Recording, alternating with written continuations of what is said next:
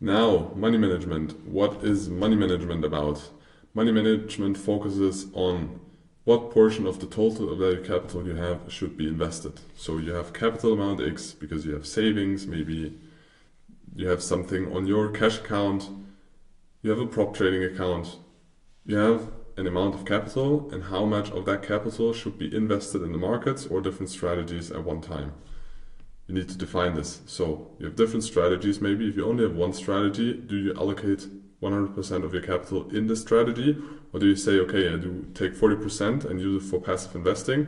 So I'm just invested all the time in the markets, because maybe if you are more interested and more a rebel and you like counter trading or shorting the markets, then it can be a benefit, because you're unlikely or you're likely to take less longs, to take a small portion of the capital and just be invested in markets all the time that you trade. So you take passively the upside, but when there's downside, you can aggressively implement your strategy, or can also be the other way around.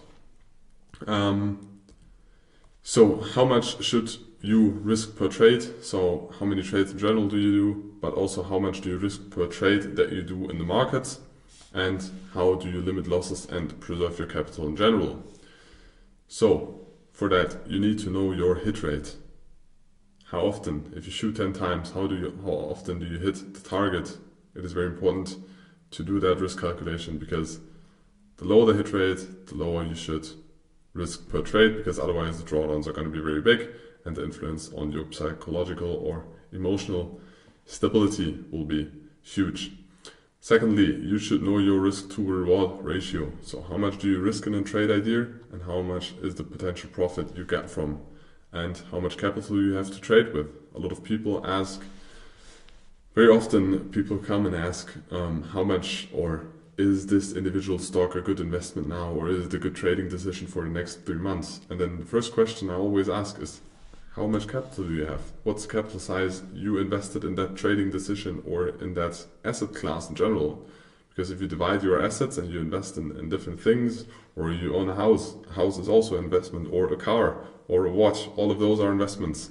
And then you take 10% and then you make stock picking. It is kind of irrelevant for the whole capital size you have to what is that individual stock doing. You should focus on other things and extend the analysis on the biggest investment parts on there. But for that, you need to build your whole capital size and first document or make an Excel sheet or a note where you document all the assets and things you have, also the things that are not cash. So watches, cars, houses, Pokemon cards. There's so many things that are very valuable nowadays. List all of them, also gold. And then you can decide how much do you allocate into a strategy. And then in the next step, you will decide how much do you risk per trade, how many trades do you do, what is the average risk to reward. But for that, you need to know the hit rate, because it is an intercorrelation between both of those. What are the biggest mistakes? People don't know the hit rate, so they have no statistics on the edge. They have a mental confusion because they are confused. Maybe they have problems in a relationship, or a relative died, or they are in an unstable political or economic condition. So if you have this, don't trade, because most likely you will lose and you will gamble. You can just start gambling, but you can view trading as gambling. If you're not in a stable condition and then you start to trade, very unlikely that you will earn big amounts of money, and if you earn them, you're going to lose them as fast as you earned them.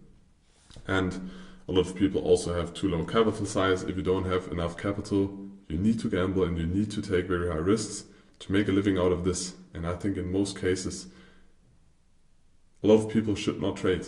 If the capital is too small, learn stuff, save up capital, and then view it as a side job, but not as a full-time job. And when you have enough capital for your living expenses, which depends on where you live, because if you live in a big city, most likely your living expenses are way higher than if you live on the countryside. It's also the same in Germany. If you live in a big city, it's way more expensive. If you go to the very north of Germany, to the very countryside, you can have you don't need a lot of money to live, but because everything is cheaper there. But you need to define this for yourself. And if you don't have enough capital, yes, there are prop firms, but also you need to go through valuations. There are a lot of rules. Maybe there are no payouts. So the best thing is, how much capital do you have in own capital to risk and to trade with? And if it's too low, we'll go through the calculations on the next slides. Then don't trade. Then work, focus on learning something other, focus on generating money, and then start to trade, because otherwise it makes no sense.